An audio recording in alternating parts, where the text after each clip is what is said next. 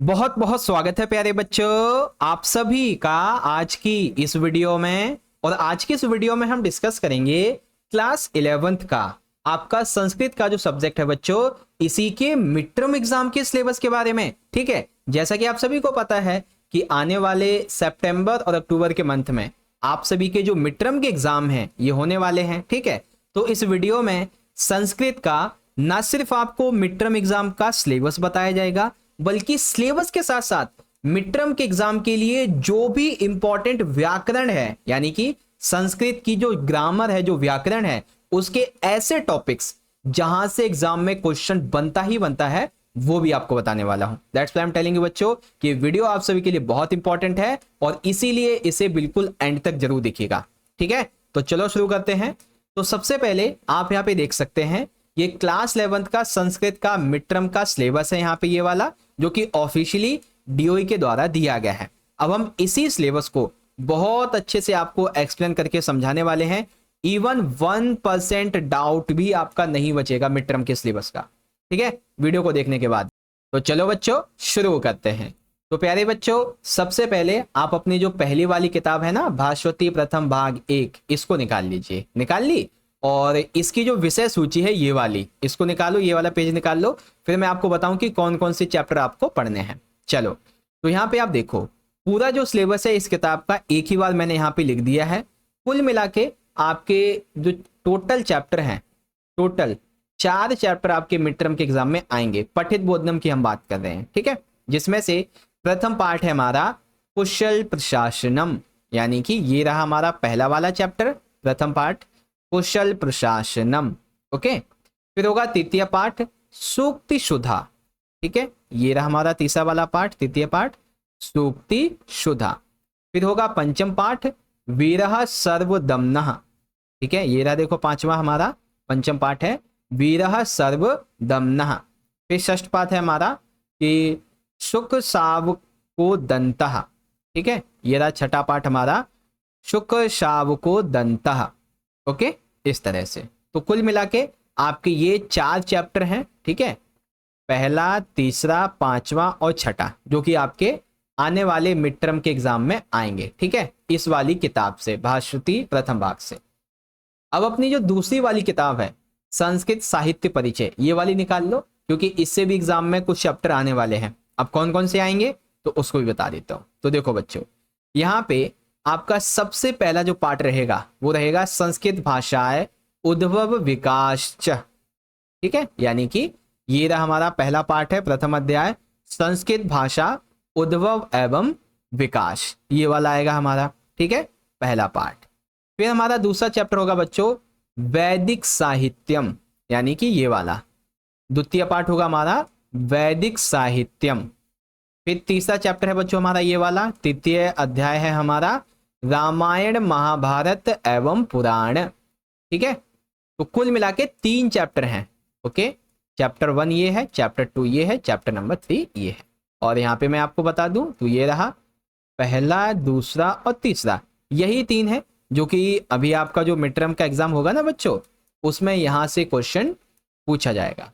तो ये तो हो गया भाई आपकी दोनों किताबों का सिलेबस।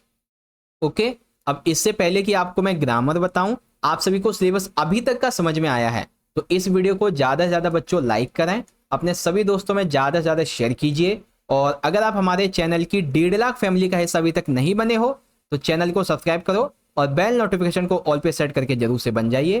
कोई डाउट, कोई क्वेश्चन हो तो ये रही मेरी इंस्टाग्राम की आईडी। और हाँ, 11वीं क्लास का टेलीग्राम ग्रुप का लिंक है डिस्क्रिप्शन में, तो सारे बच्चे ज्वाइन कर लो इंपॉर्टेंट नोट्स, पीडीएफ और अपडेट्स लेने के लिए।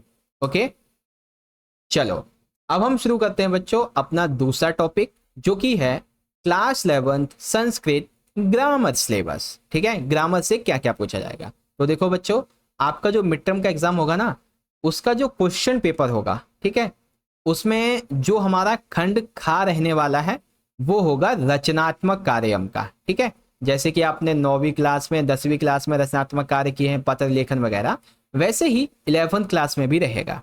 अब 11th क्लास में क्या होगा तो देखो, औपचारिकम अनौपचारिकम पत्रम प्रार्थना पत्रम, यानी कि 2 तरीके के पत्र होंगे, औपचारिक और अनौपचारिक पत्र, या फिर कह लीजिए प्रार्थना पत्र, है ना। अब इसमें क्या होगा कि आपको मंजूषा दी जाएगी, उसकी सहायता से रिक्त स्थान पूरे करने होंगे या फिर पूरा का पूरा जो लेटर है वो लिखना होगा आपको, ठीक है। और ये आएगा 5 नंबर का क्वेश्चन, समझ गए। चलो तीसरा पॉइंट, चित्राधारित वाक्य संरचना। जैसे आपने 8वीं क्लास में किया था, 9वीं क्लास में किया था कि आपको एक चित्र दे दिया जाता था, उसी चित्र के हिसाब से आपको 5 से 7 वाक्य बनाने होते थे, है ना। वैसे ही इस बार भी होगा। और अनुच्छेद लेखन का आपको कोई टॉपिक दे देगा, उस पर आपको अनुच्छेद लेखन करना होगा, ये भी 5 नंबर का आएगा। ओके, फिर होगा 4th लघु कथा, ठीक है। रिक्त स्थान और वार्तालाप पे एक पक्ष पूर्णम, यानी कि देखो या तो लघु कथा होगी या तो वार्तालाप दिया रहेगा, आपको किसी एक साइड का लिखना होगा, या तो लघु कथा लिखनी है या तो वार्तालाप यानी डिबेट होते हैं ना, उसका कोई एक पक्ष लिखना होगा, है ना। ये भी 5 नंबर का आएगा।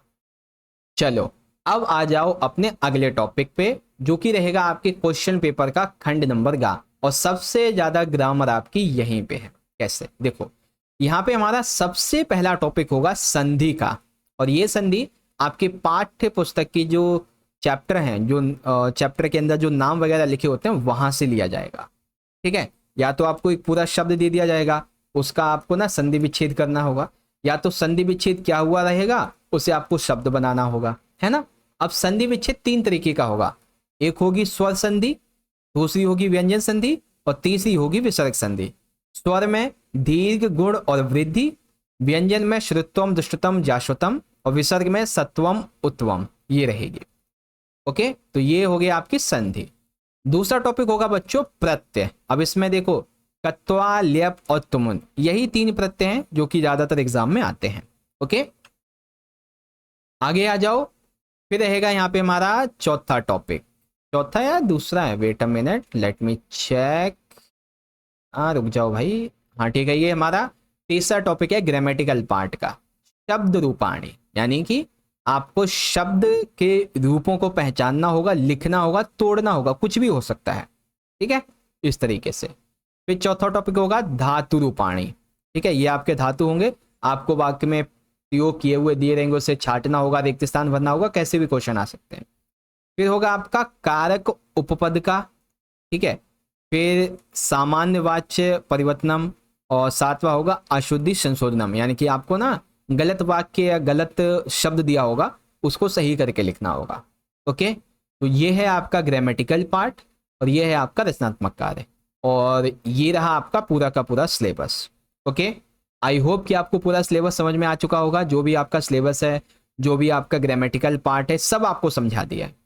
अभी भी कोई क्वेरी क्वेश्चन डाउट हो तो ये रही मेरी इंस्टाग्राम की आईडी, आप मुझे फॉलो करके पूछ लीजिएगा। वीडियो अच्छी लगी है तो लाइक करें, ज्यादा से ज्यादा अपने सभी दोस्तों में शेयर कीजिएगा, चैनल को सब्सक्राइब करके बेल नोटिफिकेशन को ऑल पे जरूर से सेट कर दें। कमेंट में आप अपने डाउट वगैरह पूछ सकते हो, और साथ ही डिस्क्रिप्शन में टेलीग्राम ग्रुप का लिंक है 11वीं का, उससे जरूर से ज्वाइन करें। ठीक है, मिलते हैं बच्चों अगली वीडियो में, तब तक के लिए पढ़ते रहो। और हाँ, यहाँ पे आई बटन में ना 11th क्लास के ऑल सब्जेक्ट का आपका जो मिड टर्म का सिलेबस का प्लेलिस्ट है वो दे दिया गया है, वहां से जाके हर सब्जेक्ट के सिलेबस को देख सकते हैं। ठीक है, चलो अब मिलते हैं अगली वीडियो में, बहुत बहुत धन्यवाद। जय हिंद, जय भारत, वंदे मातरम।